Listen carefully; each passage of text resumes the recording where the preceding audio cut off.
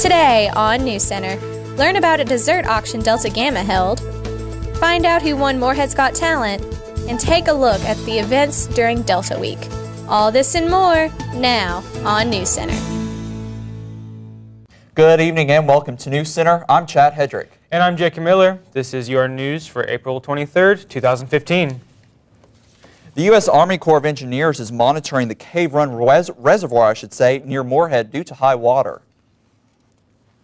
Due to recent flooding and continuous rainfall over the past few weeks, Cave Run Lake is at a record-breaking water level. According to a press release by the Army Corps of Engineers on April 16th, the water level was at 759.7 feet and still rising about 2 inches every 24 hours, meaning that the water is higher than it's ever been. Additional heavy rain could result in spillway flow, sending the town of Farmers, Kentucky, a rise in water comparable to what the town experienced in early April. The Army Corps of Engineers is working alongside Kentucky Emergency Management as well as state and local officials to monitor the water levels and prepare for the impact of more rain. The spillway overflow area of the dam has never been used before, but the Corps assures the community that the lake and dam area are functioning properly. The lake is releasing 185 cubic feet per second with no expected change until downstream can accept higher releases. Reporting for NewsCenter, I'm Chelsea Armstrong. Over 3,800 Kentucky Utilities customers in Morehead, including Morehead State University and surrounding areas, were without electricity Monday morning. KU spokesperson Cliff Feltham told the Morehead News that 3,840 customers lost power at 10:50 a.m. as a result of an outage in a transmission line. By 11:16 a.m., 2,100 customers had their electricity restored. Power to remaining customers was restored at 12:20 p.m. Feltham said the outage was not related to storms that passed through the area Monday, but was probably caused by storms or lightning throughout the weekend. Morehead State University's English Master's degree program has been selected 9th best in the United States and the only school in Kentucky whose program made the top list of universities and colleges released by onlineMastersPrograms.org. Now, according to the website, MSU was selected because it has excelled in dedication to online or hybrid education, graduate course selection, and providing academic and career services. MSU's Master of Arts in English program offers students a comprehensive overview of advanced literary study as well as courses in creative and technical writing and linguistics. The 33-hour program offers both thesis and non-thesis options as well as a full array of internet courses in all the major areas of English studies. Morehead State is one of the few accredited schools in the nation to offer a master's degree in English completely online, and it's the first in the region to fully support a virtual learning environment. Join us after the break for a look at weather with Mary Dameron and News Center Notices with Julia Hawkins.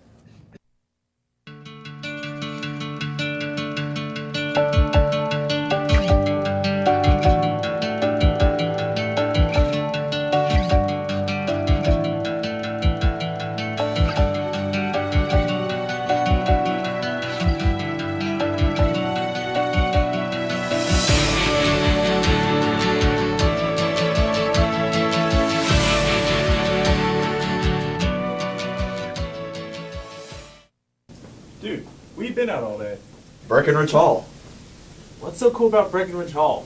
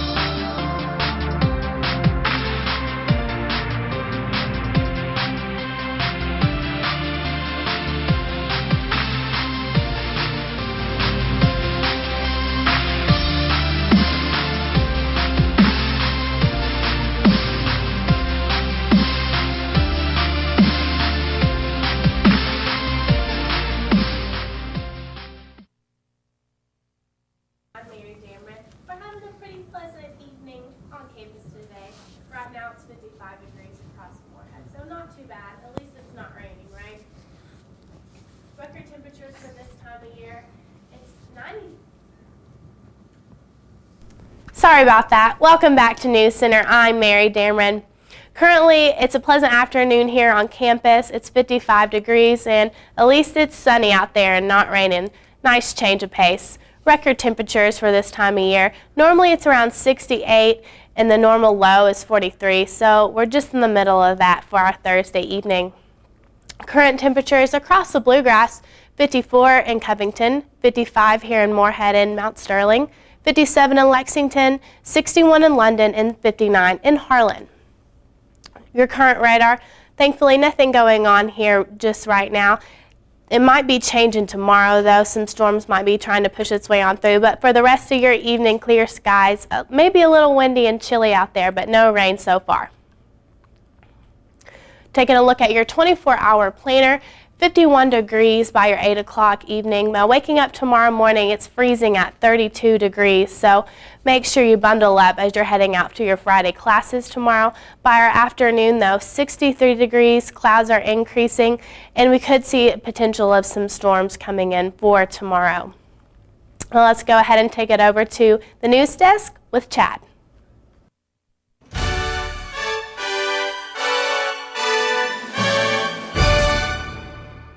Thanks, Mary. I'm joined today for NewsCenter Notices with Julia Hawkins. She is the director, of Career Services here on Moorhead's campus, and you're here to talk about the etiquette dinner. I am, Chad. Thank you for having me. The etiquette dinner will take place Tuesday, this coming Tuesday, April the 28th, and what we do is we have two sections. One is networking with various recruiters and people who find our students interesting, and they help teach networking. And then we have an etiquette dinner, a 3-course dinner, where students learn how to work their way through a business meal. Okay, now you talked about some of these sponsors that are going to be here. Can you name some of them? I can, and it's very important that we give them credit because they see this as very valuable training. Sometimes they even want to send their employees, but these sponsors actually pay for this because they think it's important. Enterprise Rent-A-Car, First Investors, General Electric, and Verizon Wireless. You probably recognize those names. That's some big names, so this is legit. I mean, yes. Now, because this is a business type of environment, students shouldn't show up in sweatpants and, ready to have a big meal, though. Yes, it is a business professional meal, and they can't just show up. Okay. It is a 3-course meal that they're going to walk through with the etiquette instructor, which this year will be me, and learn the basics of getting through a meal with professionals. So there is a $10 charge, and the students have to pay that, and for an $18 meal. And they have to RSVP with the Career Center. So they can call the Career Center. We only have a few spots left. Okay. And yes, they have to look like professionals. So we expect them to show up in suits. Yes. How do students come in contact with the Career Service Center if they want to take those last couple spots? Normally we have someone at the front desk so they can drop in between 8:30 and 4:30 tomorrow or Monday to schedule. Like I said, there's only a few slots left.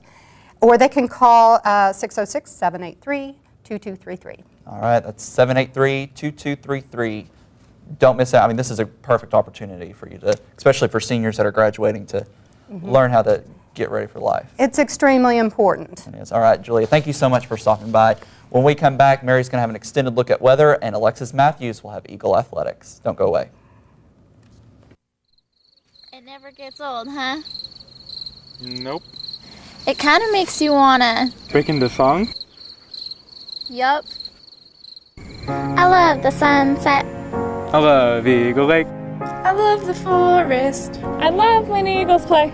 I love the campus! And all its lights and sounds. Boom-de-yada, boom-de-yada, boom-de-yada, boom-de-yada. I love philosophy. We love diversity. I love English. And all its weird words. I love the music. And all its melodies. Boom-de-yada, boom-de-yada. Boom-de-yada, boom-de-yada. I love fraternities. I love sororities. I love to draw things. And all the athletes. I love Moorhead. It's such a pretty place. Boom-de-yada, boom-de-yada, boom-de-yada, boom-de-yada, boom-de-yada, boom-de-yada, boom-de-yada, boom-de-yada. MSU is learning. School spirit. Teamwork! MSU is Greek. MSU is diverse. Historical. Beautiful! MSU is educational. Fitness! It's hands-on. MSU is the sound. MSU is art. MSU is potential. MSU is much more. Hi, welcome back to News Center. I'm Mary Dameron. Currently a pleasant evening here on campus. It's 55 degrees. A little windy, but good so far for our Thursday afternoon. For your 24-hour planner, a chilly evening getting down to 44 degrees by your 11 o'clock hour. But waking up tomorrow morning even colder, freezing at 32 degrees for your 7 o'clock hour. By our afternoon, 56 degrees and reaching 63 by 5 o'clock. Current temperatures here in the Bluegrass, 54 in Covington, 57 in Frankfort, 62 in Louisville, 60 in Fort Knox, and 62 in Bowling Green. Nothing going on here on your radar, no rain as of yet. Things might take a change for tomorrow, however. Tonight, a clear evening, little windy, little chilly, 30% chance of some late night showers, but hopefully things are going to be staying dry for you through our overnight hours. But like I said, a little chilly. If you're going out, grab a jacket. For tomorrow, things are going to be sunny, a high of 66 degrees. We could see a potential of some rain, but for now I think it's going to hold off maybe until Saturday. So be on the lookout for that. And taking a look at your 7-day forecast, like I said, tomorrow's going to be nice and pleasant, 66 degrees for your Friday afternoon. It's going to be gorgeous, nice and sunny for your Friday. Now Saturday, things are changing a little bit. The temperatures are going up, but with that, it's bringing in some rain, unfortunately. 100% chances of storms for your Saturday afternoon. Sunday, still in the low 70s, 71 degrees, but it's going to be nice and only a 30% chance of rain for your Sunday. And starting back to class on Monday, 65 and sunny. So that'll be nice for you. The last week of classes before finals should be nice. Looks like we're going to be in the lower 60s, 60 for Tuesday, a little chance of rain, but nothing much. And for your Tuesday, Wednesday, 62 for that day as well, and reaching up to 68 for Thursday. So it's going to be nice for the rest of your week. It is. Yeah. Maybe that car will get washed off and stuff from all the pollen. It's really hot. Yeah, absolutely. Some real spring cleaning going on finally. Yeah, I'm doing my spring cleaning right now, let me tell you. Yeah, I don't like it. But good weekend to stay inside and get the house spick and span. Absolutely. Derby party. Absolutely, yes. All right, guys, let's go ahead and take it over to your famous Eagle Athletics with Alexis. Your home for the Morehead State Eagles, this is NewsCenter Sports. The Morehead State baseball team took on the Ohio State Buckeyes at Bill Davis Stadium Tuesday evening. The Eagles fell short 6-3 and slipped to 25-15 overall. That was the Eagles' second loss in its last 16 games. Morehead took an early 3-1 lead after senior first baseman Kane Sweeney was able to hit a 2-run homer. That marked his 7th of the season. The Buckeyes tied the game 3-3 in the second, added a run in the fourth, and got their last 2 runs in the 6th inning. Senior shortstop Bobby Spencer was able to extend his hitting streak to 19 games, tallying up 2 hits against the Buckeyes. Morehead State will play at Austin Peay this weekend for a 3-game series. Catch live audio play-by-play and stats of Eagles baseball on msueagles.com. The Morehead State softball team defeated the Northern Kentucky Norse 6-5 and 9-1 in a doubleheader Tuesday. In Game 1, freshman designated hitter Lindsey Ward opened the frame by launching her 3rd homer of the season. Freshman catcher Robin Layton finished the inning with her first collegiate double, which brought home 2. Junior first baseman Dana Hutchins added 1 run, while Layton and freshman second baseman Hannah Murphy collected 2 base hits apiece. In the second game, MSU jumped out to a 7-0 advantage after 2 innings. Ward Murphy and shortstop Carly Thompson all hit homers. Morehead State moves up to 19-19 overall and has won 6 of their last 7 contests. The Eagles close out the regular season at Tennessee State this weekend. The first pitch is scheduled for Saturday at 2 p.m. The season might be over, but one Morehead State basketball Eagle is still working on his game. Brent Arrington hails from Baltimore, Maryland, but Moorhead will be his home for the summer as he works out in the off-season.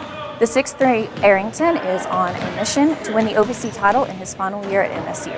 He says the way his team went out this past year was difficult. It was a decent season for us.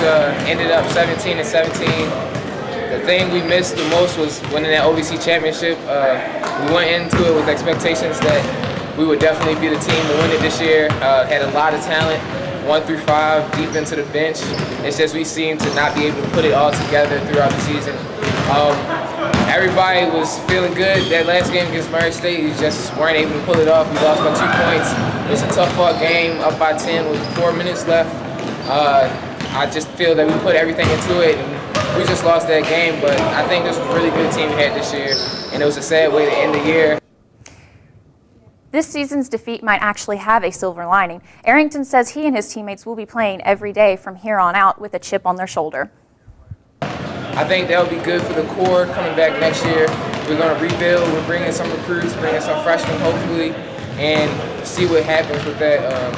I'm definitely ready to come back next year and make a lot of noise in the conference, and hopefully Corbin and Miguel and the guys that played last year, our big fellas, hopefully they come back and give us a lot of key minutes this year, and hopefully we do lots of damage next year coming up.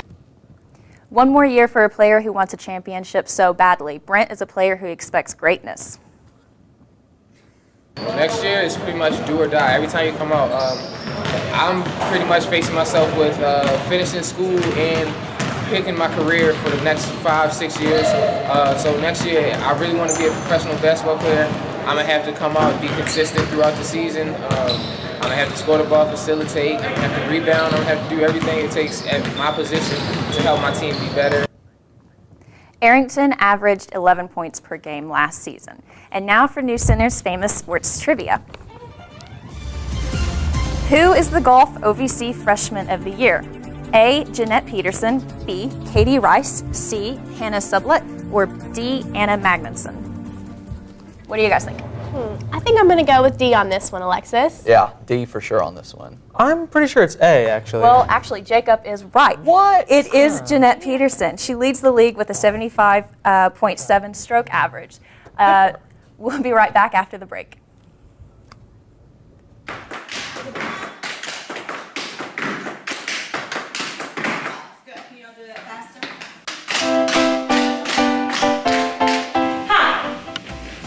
Natasha Davis, the Associate Professor of Dance here at Moorhead State University. Under the Dance Minor program, you will learn a variety of genres of dance, including tap, ballet, modern, jazz, hip-hop, African, dance composition, dance improvisation, dance history, intro to dance, and Pilates. If you are interested, you can become a member of our National Dance Honors Fraternity, Delta Chi Xi. This fraternity offers students the opportunity to spread dance not only on our campus, but throughout the community. If you're interested in any of our classes, please come and contact me, Professor Natasha Davis. And never miss a chance to dance.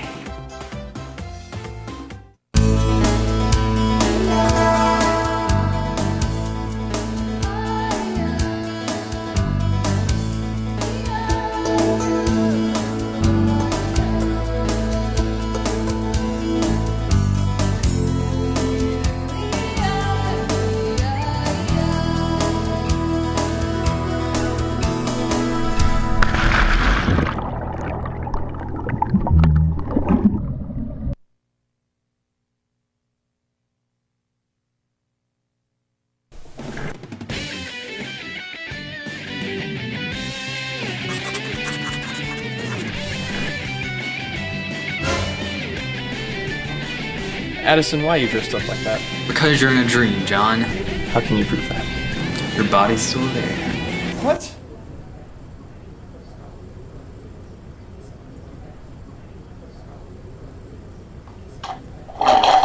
Wake up and smell the coffee.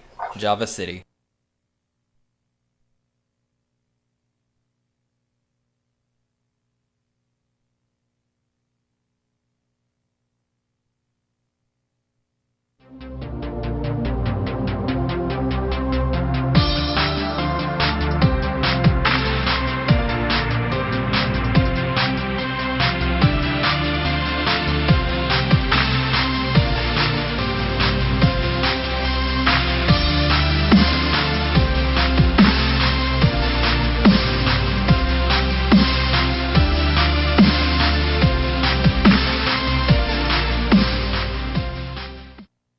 MSU's Student Programming Board held their annual Morehead's Got Talent competition last Thursday night at Button Auditorium.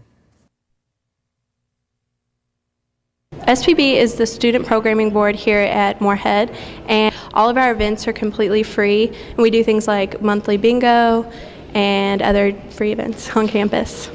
Morehead's Got Talent is a show sort of like America's Got Talent. We have talents come out and perform, and we do giveaways and things like that. Our main goal to doing free events such as Morehead's Got Talent is just to bring community together, whether you live on campus or off campus, commute. We just want to bring all of the university students together on campus to enjoy something that is free. Our first place winner is Jordan L.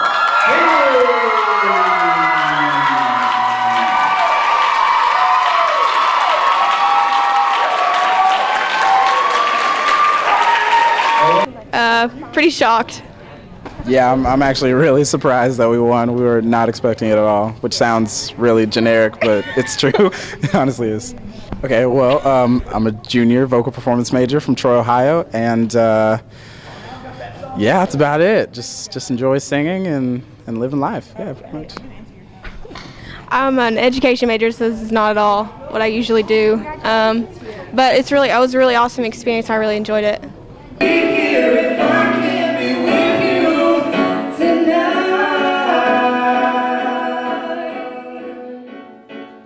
The Delta Gamma sorority recently held its annual Dessert with the DG philanthropy event. NewsCenter spoke with a member of Delta Gamma to learn more about the event. My name is Crystal Howe. I'm VP Foundation for Delta Gamma here at Morehead State University. Dessert with the DG has always been one of our biggest fundraisers for philanthropy. We have 3 philanthropies, Service for Sight, Joining Forces, and the Golden Anchor Program, which is kind of in the works, but we're really excited. All of the money that we raise goes to visually impaired people who need our help and support. It's always been one of my favorite events, and we're just really excited. Dessert with the DG, we have a entrance fee of $2, or you can bring a dessert to get in free. What we do, we have desserts that we auction off, and sometimes they go really high for bids, and all of our money, like I said, it goes back to our philanthropy. In the past, we have raised close to $2,000, so that's pretty awesome for one event. And I hope tonight's going to be a big turnout. We have had to reschedule with the weather and the snow and all that, but hopefully, I think it'll be okay. Delta Week is upon us here at Morehead State University. NewsCenter reporter Andrew McCann caught up with one of the Delta pledges to find out what Delta Week is all about. Okay, this week it's basically an MPHC. What we do is we hold a week, and during that whole week we do different activities and different programs. With Delta, we're doing a different program every day of the week that fits our programmatic thrust. So on Monday we did grad school, which is educational development. On Tuesday we did World in a Cup for international awareness and involvement, and then today we're doing physical. We were supposed to do a scavenger hunt today, but because of the rain, and which it's not raining anymore, but this morning it was terrible, so we canceled it and moved it inside, and now we're just doing minute to win it games for just physical, mental, just getting yourself active and going. So it's really just about just making sure that we're hitting all these different thrusts and making sure that we're getting involved in every single aspect of our thrusts. Delta Week means to me, for so far, this is my first time ever doing it. I'm a new initiate to Delta Sigma Theta, but this is my first week ever doing it, and I just feel like we've had a great opportunity to meet so many different people and just let them to know about what our sorority is about, and also just getting closer with my sisters and having fun. So it's been a lot of fun, and we have a couple more days left, so if you're able, you should come. Tomorrow we're doing political awareness, and we're talking about the different barriers in voting and just the political realm in general. And then on Friday we're doing economic. It's called financial fortitude, so you should come to those if you can. Delta Week, a lot of different chapters and a lot of different schools do it differently, but we do it once a year. So our chapter is newly activated on Morehead State campus, so this is the first Delta Week they've had in a long time. So hopefully definitely next year, we'll be having the same week around the same time. So look out for that. Delta Week started April 19th and lasts until April 25th. There are many activities being hosted within that time for anyone to go out to check out and participate. The Camden Carroll Library, the School of Business Administration, and the College of Business and Public Affairs and Enrollment Services hosted Money Smart Week with the event Demystifying Student Loans Before and After Graduation. You know, so it's all up to you. The education. National Money Smart Week was started back in 2002 by the Federal Reserve Board in Chicago. And they started some local efforts, and then it became a national movement. And so the reason we're having an event here in the library today is because many people have never been taught how to create a budget, how to cope with loans, how to get ready for retirement. And Money Smart Week is a national effort by organizations around the country to help educate the public. Well, I think this is a wonderful, wonderful event. So many people aren't aware of course, Financial Week. But the point is that everybody needs to know about finances. And the more you can know, the earlier you can know in your life, the better off you're going to be, because so many parents don't talk to their children about it, and students have to learn it the hard way or through life lessons. And I just think it's very important that the more we can get information out about finances, and the earlier young people or mature people can understand that information, better off we're all going to be. I hope that people today really start paying attention to what they really need to go to school and what they can do without, and that they can keep the finances and the debt that they're accumulating for their education to a minimal, to the best of their ability. The money is there if you need it, but they offer more than you need, and it's really tough to pay it back. So I hope students today will just really pay attention to what they're agreeing to pay back. And if they don't need all of it because they have scholarships and other things, just because you can get it and qualify for it, if you don't need it, don't take it out, because it's really harder in life to start paying back what you owe if you've accumulated way more than what you needed. Morehead State is the only organization in Eastern Kentucky to host a Money Smart event. They are hoping to add more events in the future, starting with another Money Smart Week sometime in October. The main gallery of Morehead State University's Claypool Young Art Building is presenting Destructing Dreams 2015 Annual MSU Senior Juried Art and Design Exhibition. It opened April 22nd and will remain open through May 7th. The annual show is an opportunity for MSU Department of Art and Design students to exhibit as emerging artists in a professional setting. The exhibition opened with a reception featuring live music by MSU students, along with complimentary refreshments. The gallery features contemporary art for the MSU community, as well as the university's service region. The gallery is open Monday through Friday, 8 a.m. to 4 p.m., or by appointment, and is free and open to the public. The NCAA has awarded Morehead State University $300,000 for its third year of the Accelerating Academic Success Program grant.